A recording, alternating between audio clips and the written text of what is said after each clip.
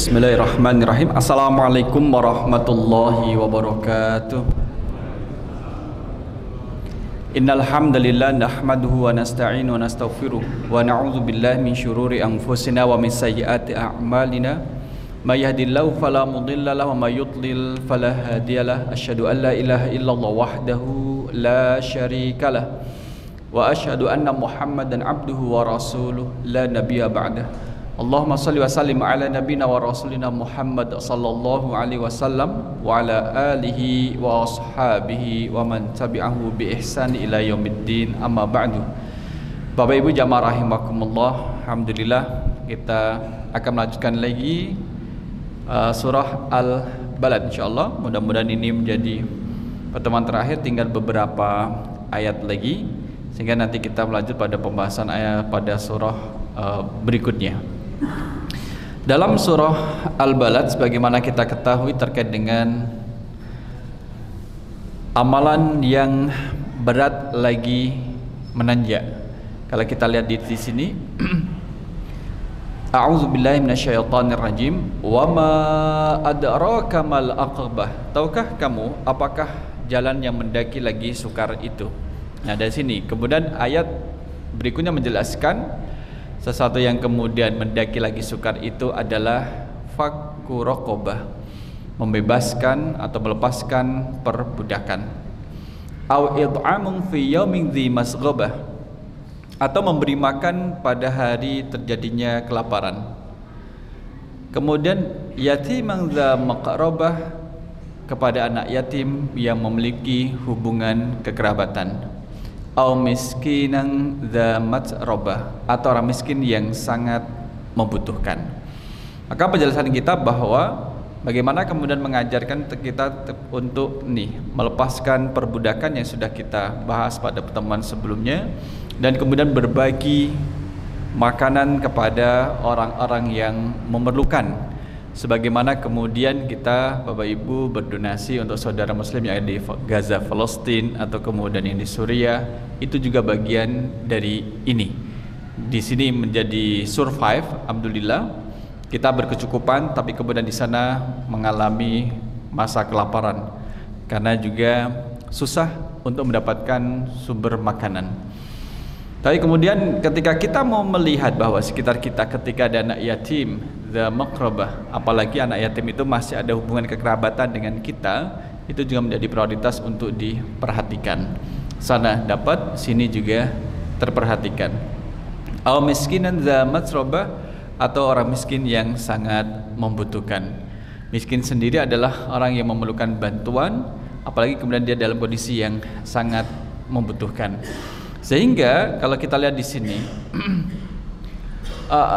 riwayat dari Imam Ahmad dari Uqbah bin Amir, anna Rasulullah sallallahu alaihi wasallam bersabda qala man a'taqa raqabatan mu'minatan, sesiapa orang yang melepaskan perbudakan, membebaskan budak mukmin.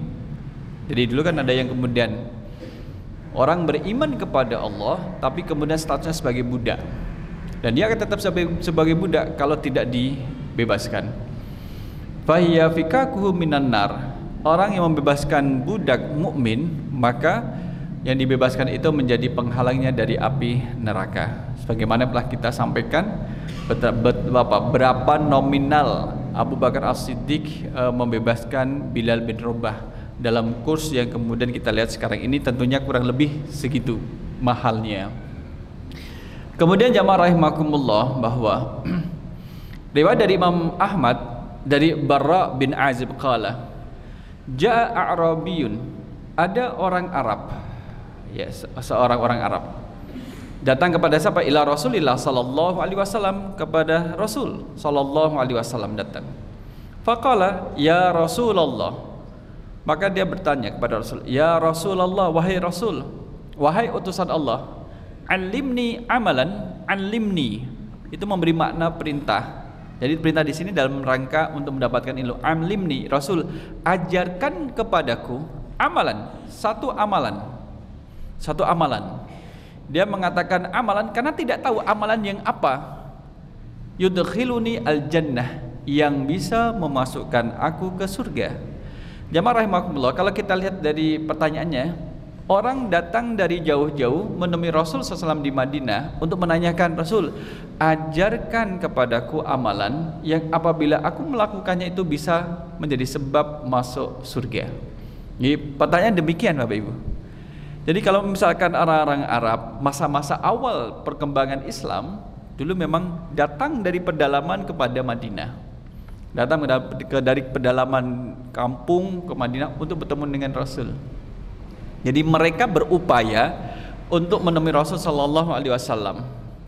Jadi semangat untuk ngaji, bahasanya semangat untuk ngajinya pada masa dulu luar biasa, menempuh perjalanan yang panjang untuk mendapatkan sebuah ilmu. Faqala la in kunta aqsartal khutbata laqad a'radta al mas'alata. Kalau engkau telah memendekkan khutbah, engkau telah menyelesaikan masalah. Maka kemudian kalau kita lihat Bapak Ibu naik di atas mimbar sini, ya kan? Khutbah sini kan ada tulisannya berapa menit maksimal ceramah, Pak. Itu Pak. Yang ditulis sama Pak Dani itu loh. Berapa menit. Itu kadang kemudian ditulisin.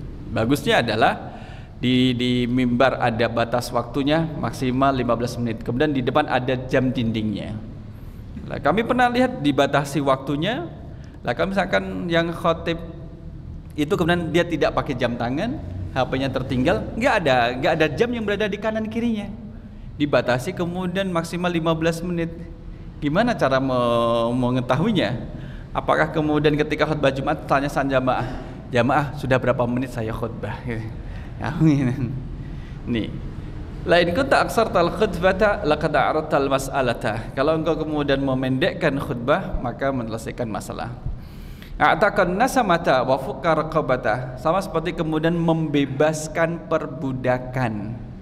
Rasul SAW kalau ditanya oleh sahabat, Rasul memperhatikan bagaimana kondisi sahabatnya.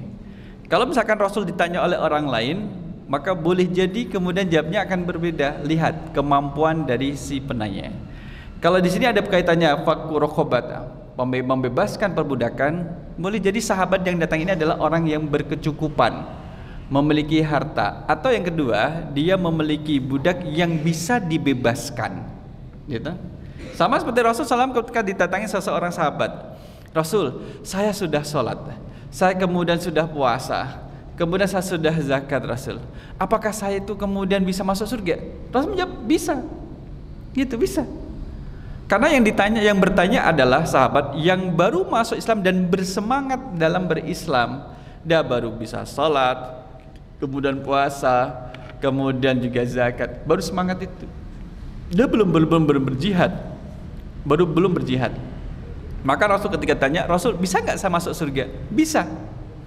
Yang itu kemudian memotivasi sahabat untuk kemudian meningkatkan lagi ibadahnya. Coba misalkan Bapak Ibu, ada yang baru mu'alaf. Ustaz, saya sudah sholat, tapi saya tahu gerakannya tapi nggak bisa bacaannya. Apakah selesai diterima? Yora, ya mana mungkin diterima? Sholat itu ya dengan bacaan, kamu nggak bisa diterima. Gimana sih sholat kemudian tidak baca? Apalagi kamu paham? Nggak juga, nggak bisa. Ya. Orang baru berislam kemudian menunjukkan motivasi dia dalam Islam, baru tahapan gerakan ketika sholatnya. Masih proses untuk belajar. Kalau dijawab seperti itu, kira-kira melanjutkan keislamannya enggak?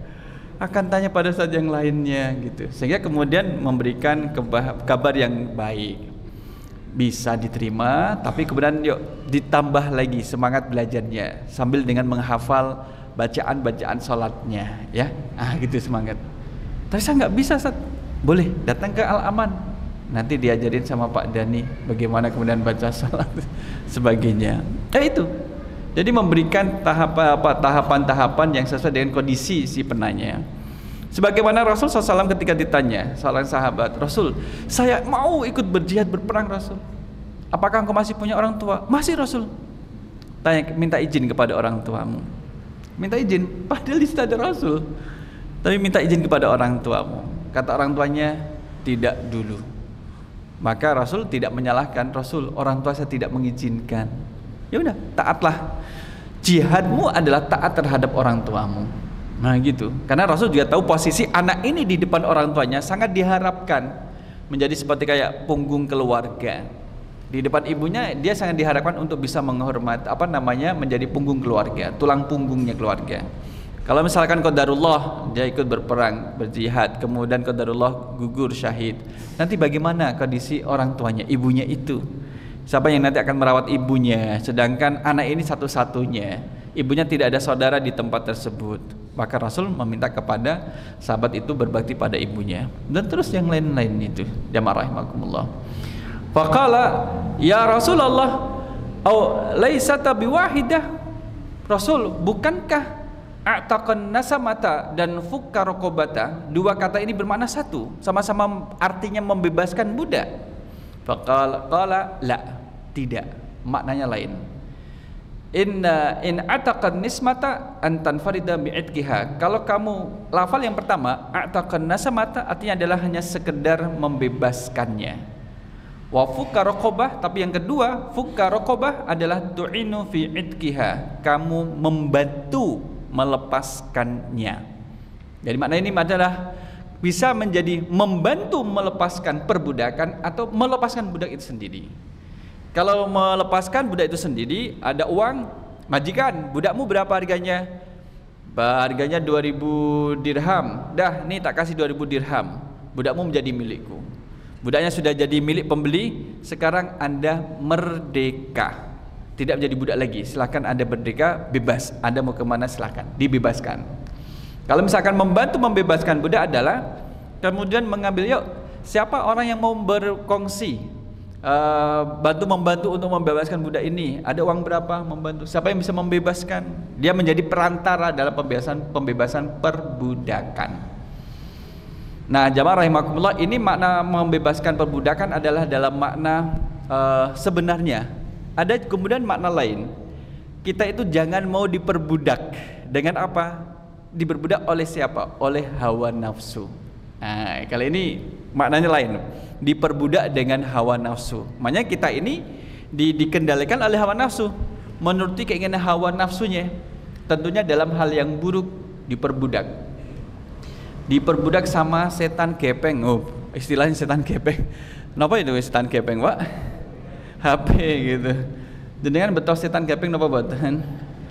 Kalau yang dibawa namanya setan gepeng, terus yang bawa namanya napa nggih?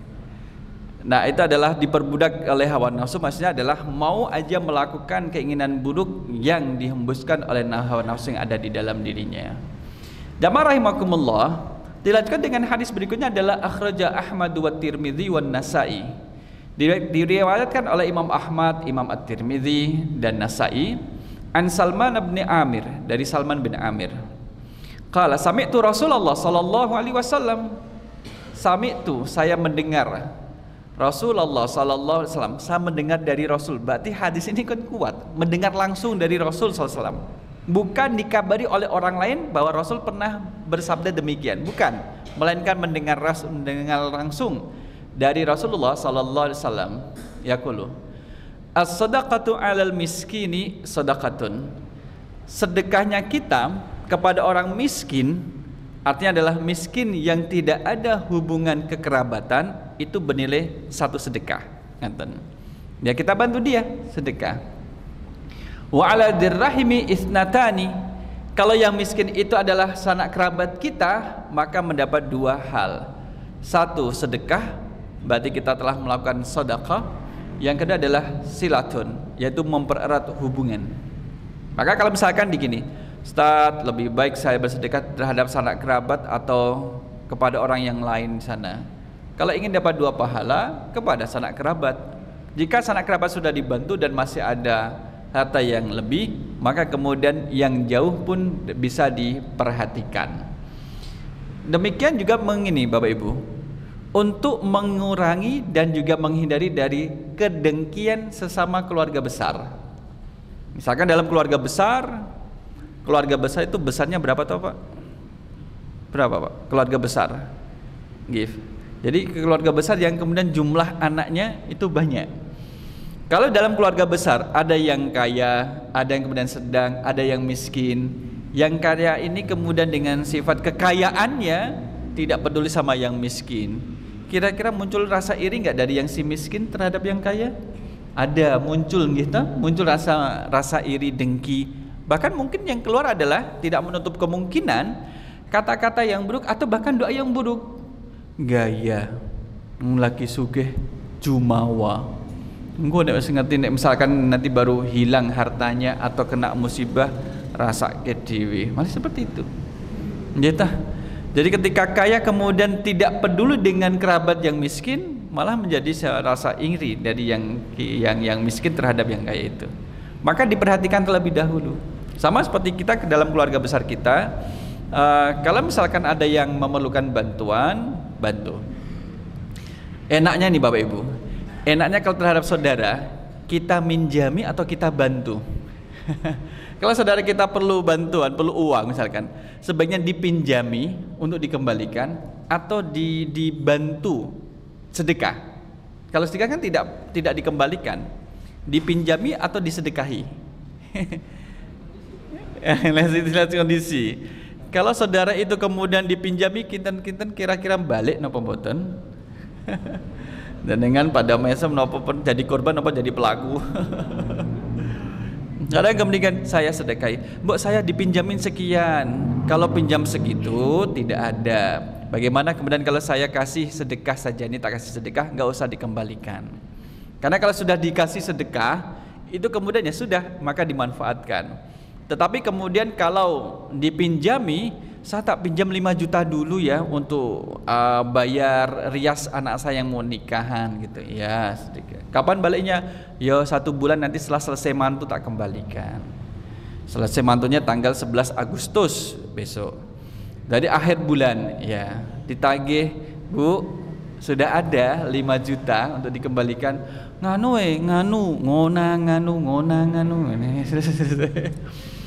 mau ditagih nggak enak, masih saudara.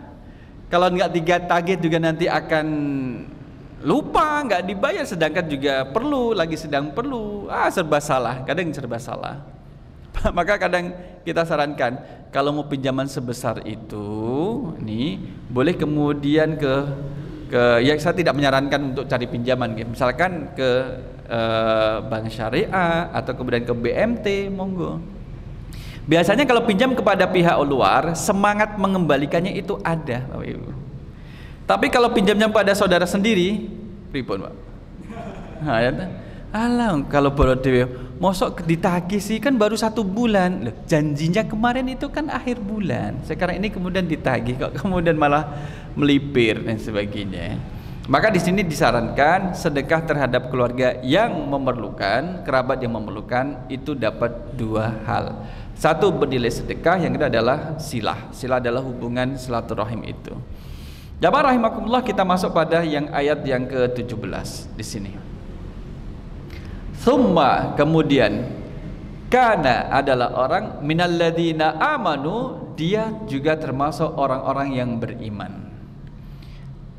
Wa tawassaw bis sabri, dan saling berpesan untuk bersabar.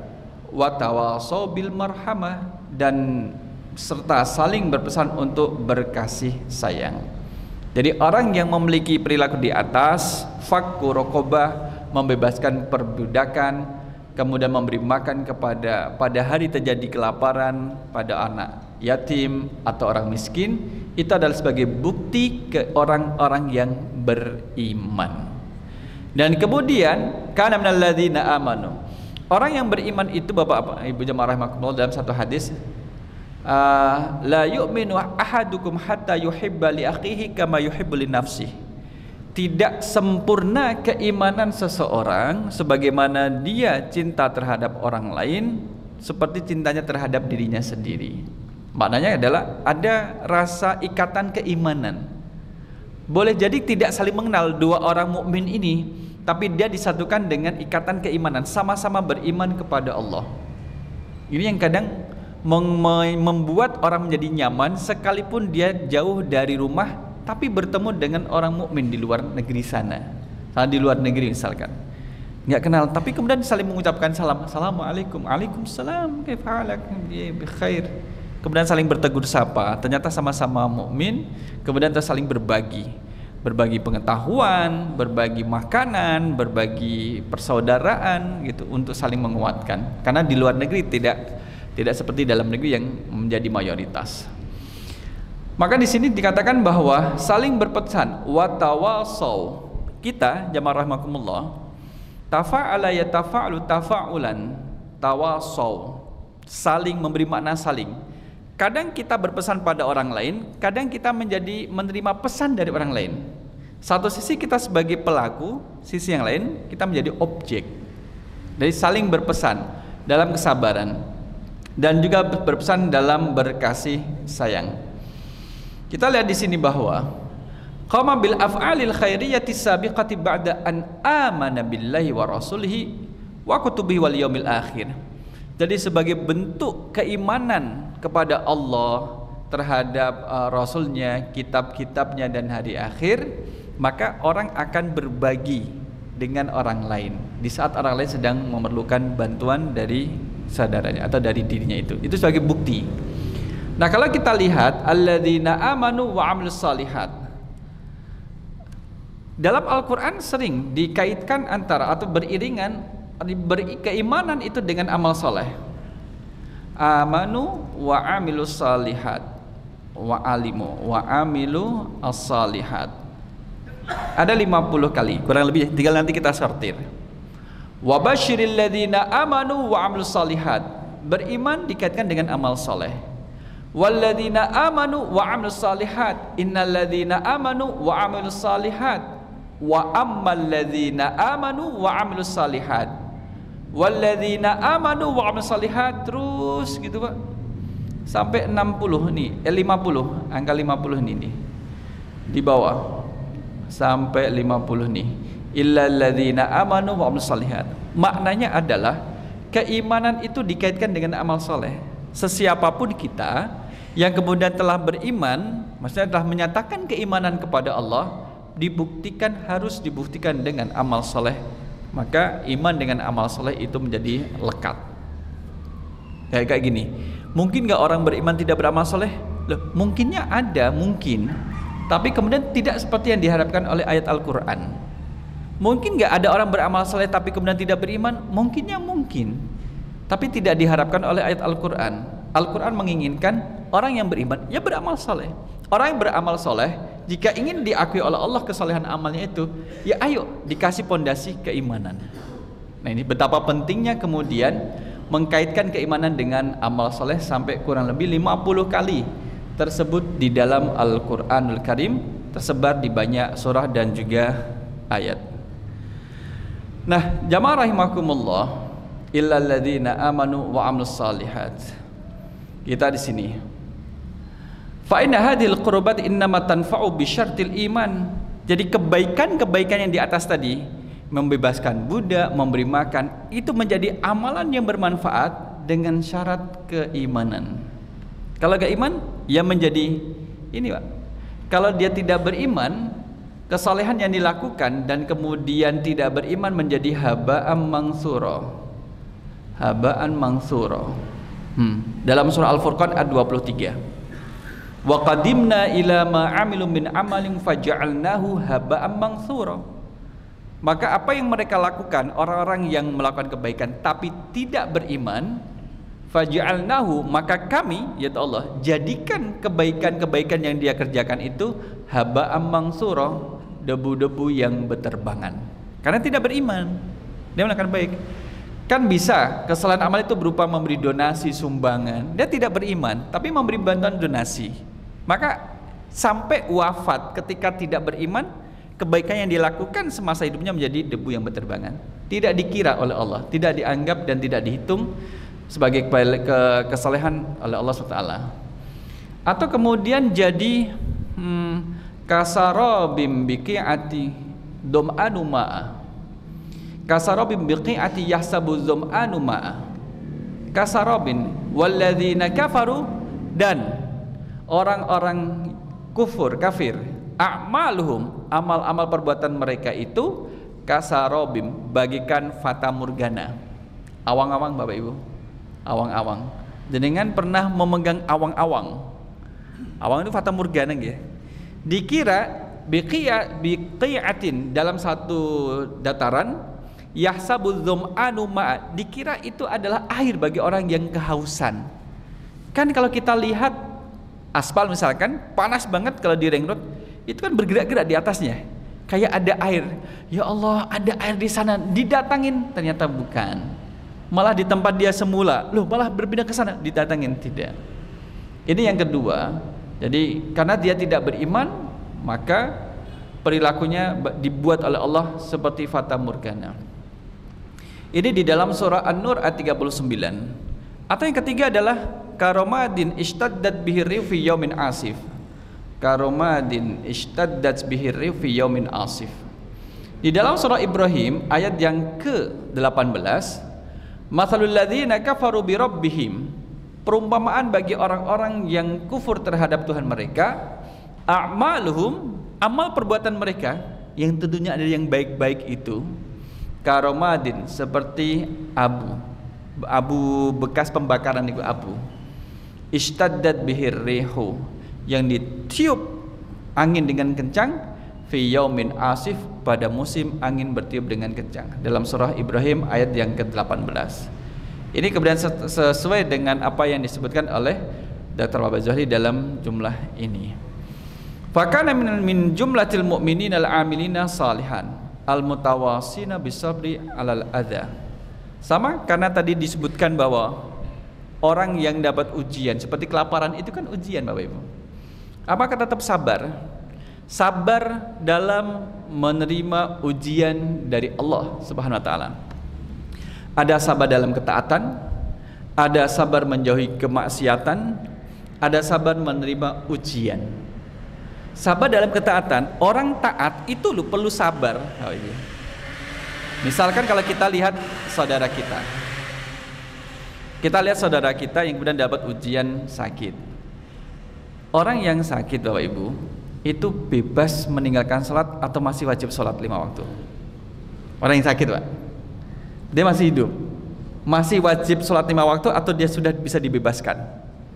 Wajib. Dalam kondisi sakit dia masih wajib. Maknanya adalah dalam melaksanakan sholat dia perlu sabar, menyadarkan dirinya, ayo kita masih hidup, kita tetap beribadah. Sakit, iya sakit, dan kan disakit, masa nggak ada dispensasi datang kalau sudah wafat. Selama masih ada, masih sadar akil balik, tidak berhalangan, maka dia tetap wajib melaksanakan wajib itu. Apalagi mohon maaf, nanti ketika kita dalam usia yang sepuh pun nanti ujiannya datang. Ujian yang datang tidak pernah dirasakan ketika masih muda. Ketika masih muda nggak pernah merasakan ujian itu. Ya, yang kalau yang sepuh kemudian kadang sudah sholat, mau sholat lagi, mau kemana? Mau sholat apa? Sholat isya, padahal jam 2 siang. Karena masih kebayang, karena semangatnya dulu itu. Atau ya bayangkan yang dulu Ustadz mau kemana? Mau ngisi pengajian. Ini jam 11 malam dan sebagainya. Ya, karena sudah sepuh, kebiasaan baik yang dilakukan di saat masih muda itu nanti akan terbawa ketika sudah sepuh. Alhamdulillah berarti kebaikan. Nauzubillah ya, nauzubillah. Jika di waktu muda kebaikan yang dilakukan adalah yang buruk, maka bisa terbawa ketika sudah sepuh. Maka yang masih muda-muda, kami yang masih muda, ya kemudian menjaga kebaikan itu dengan baik. Nah, jamaah rahimakumullah, sama seperti ketika dari hadis kita membahas surat apa? Pernah kita sebutkan dalam pembahasan satu surah yang sudah kita lewati. Seorang hamba ketika dia sudah sepuh usianya, idza kabura sinnuhu, udah sepuh, maka dia mendapatkan pahala ibadah sebagaimana dia masih kuat dan masih sempurna melaksanakannya. Fima makna, dalam makna seperti itu. Ketika sudah sepuh, baca Al-Quran cuma 1 ayat selesai, nggak kuat lagi, tapi pahalanya boleh jadi kemudian dapat pahala 1 juz Al-Quran, padahal yang dibaca cuma 1 ayat. Kenapa? Di saat beliau ini sedang masih muda, itu sering membaca 1 juz, hanya karena usianya yang sudah bertambah sepuh sehingga tidak mampu membaca 1 juz, mentok 1 ayat. maka Allah lengkapi, sempurnakan pahalanya. Karena sesuai dengan kebiasaan ketika masih kuat. Demikian juga dalam ibadah yang lainnya.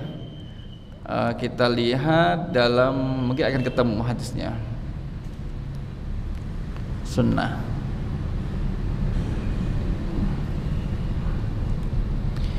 Idza kabural abdu, sambil nunggu Bapak Ibu. Nah ini kemudian di sini.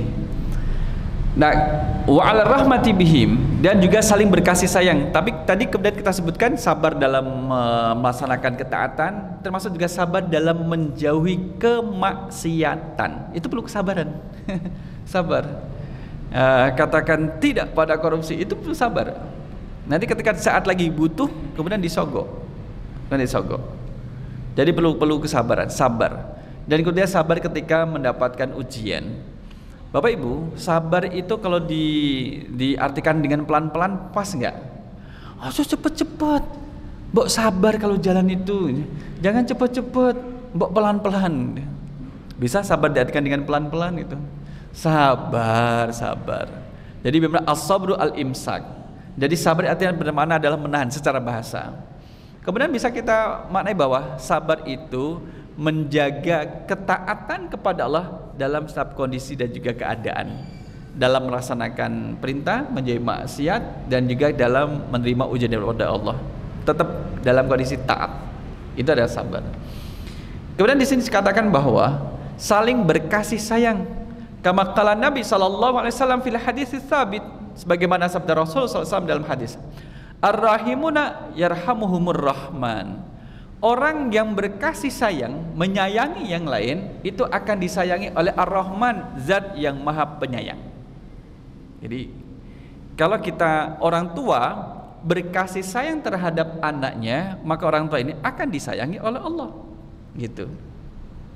Anak yang kemudian menunjukkan kasih sayang terhadap orang tuanya dalam bentuk kepatuhan, ketaatan, maka Allah akan menyayangi anak tersebut. Yang terjadi di berita hari ini kalau nggak salah baru muncul adalah seorang ayah menganiaya anaknya sendiri, yang anaknya itu usianya 1 tahun, karena ayahnya ke dalam kondisi yang mabuk. Jadi udah diamankan sama polisi ayahnya itu.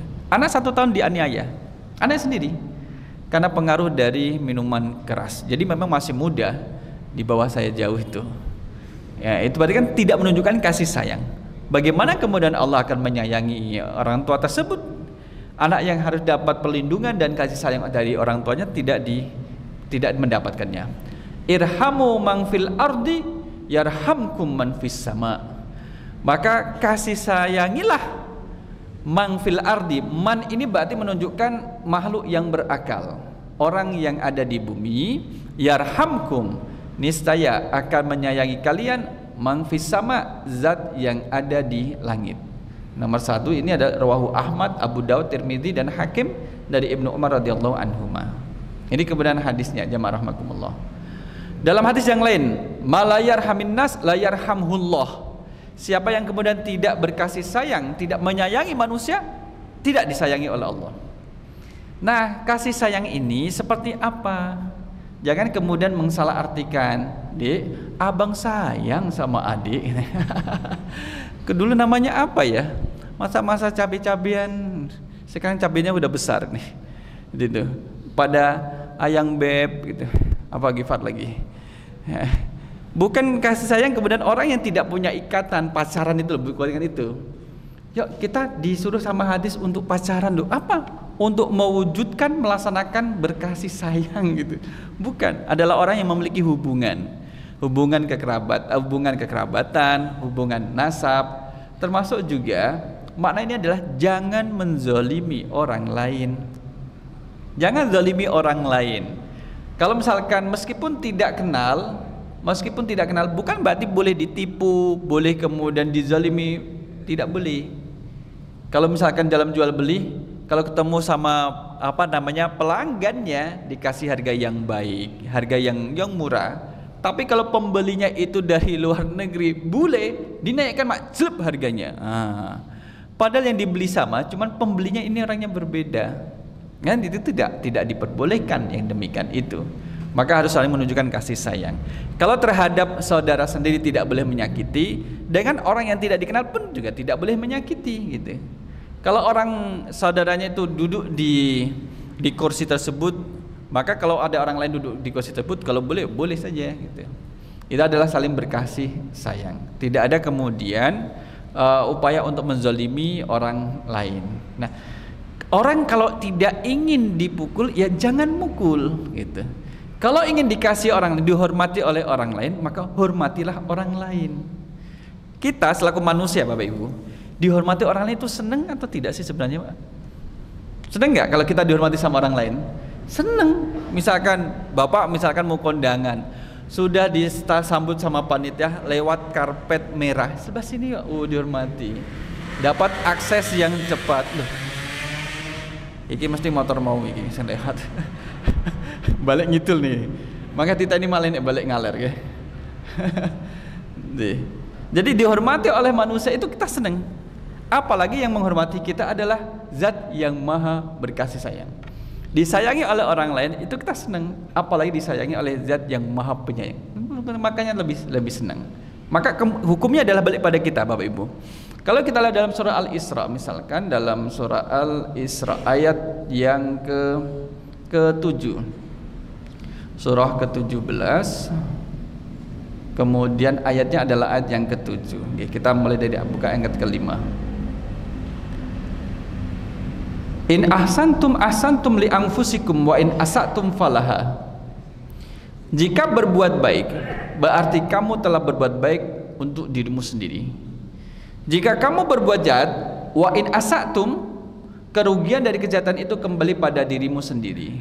Ini kemudian menyadarkan kita bahwa apa yang dilakukan oleh seseorang akan kembali kepada dirinya. Jika melakukan kebaikan, balasan dari kebaikan yang dilakukan pun akan kembali pada dirinya. Jika orang itu melakukan keburukan, kejahatan itu pun akan kembali pada dirinya jika dia tidak bertobat, tidak memutuskan balasan dari keburukan itu. Orang melakukan maksiat nih, kemudian dia tidak bertobat, maka balasan dari maksiat ini mengancam dirinya. Tapi kalau dia bertobat, maka memutus balasan dari kemaksiatan itu tidak Allah berikan kepada dirinya karena sudah diputus dengan pertaubatan. Jamaah rahimakumullah, wasabru yakunu aidan ala taatillah wa anil ma'asi. Sabar selain dalam menerima ujian, sesuatu yang kemudian tidak disukai terjadi pada dirinya, tetap taat. Termasuk juga sabar dalam ketaatan kepada Allah, melakukan ketaatan kepada Allah dan menjauhi kemaksiatan. Kami punya guru, kemudian dapat ujian, putranya itu wafat kecelakaan perjalanan pulang dari sekolah. Maka yang bertakziah kan sabar. Iya. Selama ini saya mengajak pada jamaah untuk bersabar. Sekarang saya diuji kesabarannya oleh Allah. Jadi kalau misalkan saya disuruh sabar, apa kurangnya sabar saya ini gitu. Karena anaknya berangkat sehat, pulang itu wafat pada hari itu juga. Nah, wa 'alal masaibi wal balaya, termasuk sabar dalam menerima ujian dan juga cobaan. Oleh karena itu jamaah rahimakumullah, war rahmatu 'ala ibadillahi turaqqiqul qalb. Jadi rahmat Allah, berkasih sayang terhadap hamba-hamba Allah itu bisa melunakkan hati. Kita misalkan gini, orang yang keras hatinya, ada dua amalan yang bisa dia lakukan. Satu adalah ziarah kubur yang berdampak pada melunakkan hatinya, melembutkan hatinya. Yang kedua adalah ngelus-ngelus kepala anak yatim. Itu bisa kemudian melunakkan hati. Sopo yang bicara misalkan, nggak mungkin saya sudah ngelus-ngelus anak yatim, nggak tenang-tenang hati saya, nggak halus-halus hati saya, malah tambah mangkel. Yang jenengan ngelus-ngelus kan anak yatim usianya 32 tahun, ya sudah dewasa anak yatim. Anda lihat, anak sekecil ini masih kecil sudah ditinggalkan oleh ayahnya. Dia kemudian kurang mendapatkan kasih sayang dari orang tua. Ada yang hilang dari kasih sayang dalam kehidupannya. Sama seperti ziarah kubur, mengingatkan pada kematian.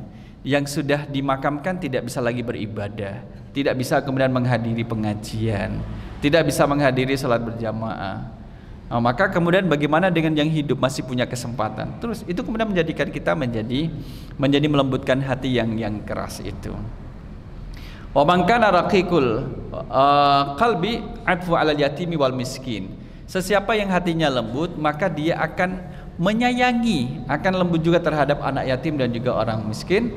Wastakthir min fi'lil khairi bis sadaqah. Maka perbanyaklah melakukan kebaikan dengan bersedekah. Tabassumuka ala wajhi akhika sadaqah. Dan senyummu pada saudaramu itu adalah sedekah. Gitu? Itu sedekah yang non materi. Jadi sedekah bisa dengan materi, benda yang kita berikan pada orang lain dengan niat sedekah. Ada kemudian bersifat non materi. Senyum termasuk sedekah. Istighfar, tasbih, tahmid, tahlil, takbir itu juga termasuk sedekah setiap kali kita melafalkannya. Tsumma dzakarallahu ta'ala jazaa haula'i mubasyiran bihim. Orang yang telah melakukan, kita dengarkan azan dulu.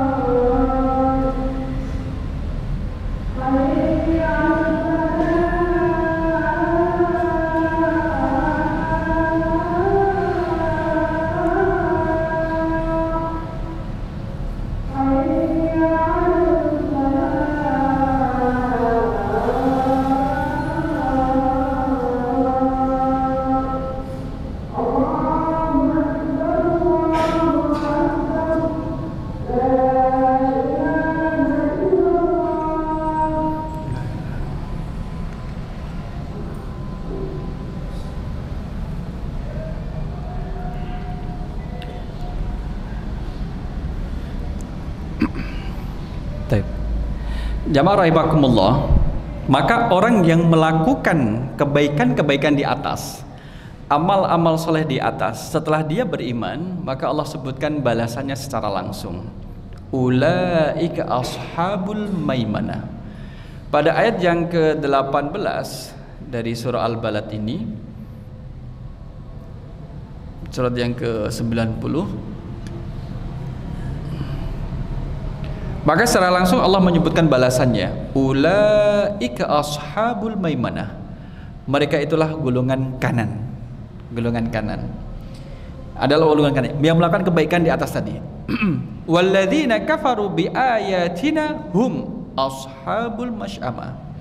Walladzina, adapun orang-orang yang kufur pada ayat-ayat kami, mereka adalah golongan kiri yang bertentangan, tidak melakukan amalan-amalan ini tadi, Bapak Ibu. Yang fakur raqabah au it'amun itu adalah golongan kiri. Golongan kanan, kemudian golongan kiri. Alaihim narum muqsadah. Alaihim, mereka berada, alaihim, atas mereka, narun, api neraka, muqsadatun, yang ditutup rapat. Jadi orang-orang yang ingkar terhadap ayat-ayat Allah, Kemudian firman-firman Allah itu adalah ashabul masy'amah, adalah golongan kiri. Tidak hanya kemudian tidak melakukan fakku raqabah atau it'am fi yaumin dzi masghobah, tidak hanya itu, tapi kemudian pada ayat-ayat Allah yang lainnya. Kita lihat dalam surah Toha, surah pinten? Ayatnya 124, 125, kemudian 126. Itu nanti yang menunjukkan terkait dengan sesiapa orang yang berpaling dari firman Allah. Langsung ke 124, sebelah sini. Waman a'rada an dzikri fa inna lahu ma'isyatan dhanka. Siapa yang berpaling dari peringatanku, peringatan Allah, berarti ayat-ayat Allah, berarti firman-firman Allah, fa inna lahu ma'isyatan dhanka, maka sesungguhnya baginya kehidupan yang sempit. Wa nahsyurhu yaumal qiyamati a'ma, kami akan mengumpulkan pada hari kiamat dalam keadaan buta, karena dia a'rada, berpaling. Berarti kan sudah tahu, tidak melaksanakan, tidak taat. Ayat 125 protes. Qala Rabbi, dia berkata, wahai Tuhanku, lima hasyartani a'ma, mengapa engkau mengumpulkan aku dalam keadaan buta? Waqad kuntu basira, padahal sesungguhnya dahulu di dunia aku dapat melihat. Dibantah oleh Allah. Qala, Allah berfirman, kadzalika, memang seperti itulah balasanmu. Atatka ayatuna, dahulu telah datang kepadamu ayat-ayat kami, fanasitaha, engkau mengabaikannya. Wa kadzalikal yauma tunsa, begitu pula pada hari ini engkau diabaikan. Nah, jamaah rahimakumullah, pada surah Al-Balad ini orang-orang yang beriman lagi beramal soleh, mereka termasuk golongan kanan. Golongan kanan. Dan mereka ini disebutkan hum ashabul jannati, dia adalah penghuni surga, sebagaimana pada surah Al-Waqiah ayat 27 sampai 34 disifati dengan sifat-sifat surga seperti apa. Dan ini kemudian kebalikannya adalah ashabul masy'amah, adalah mereka yang dalam surah Al-Waqiah ayat 41 sampai 44 disifati dengan ashabus shimali ma ashabus shimal, kelompok kiri dan juga kelompok kiri, dan juga dengan balasannya. Dan semoga kita termasuk golongan kanan. Amin ya rabbal alamin. Berkatan ibu bapak jamaah rahmatullah, akhir dari pembahasan surah Al-Balad, semoga kita bisa mengambil hikmah pelajaran yang ada di dalamnya untuk kita amalkan dan kita ajarkan kepada yang lain. Kita ucapkan doa dengan doa kafaratul majlis. Subhanakallahumma wa bihamdika asyhadu an la ilaha illa anta astaghfiruka wa atubu ilaik. Aku qouli hadza astaghfirullah li wa lakum. Wassalamualaikum warahmatullahi wabarakatuh.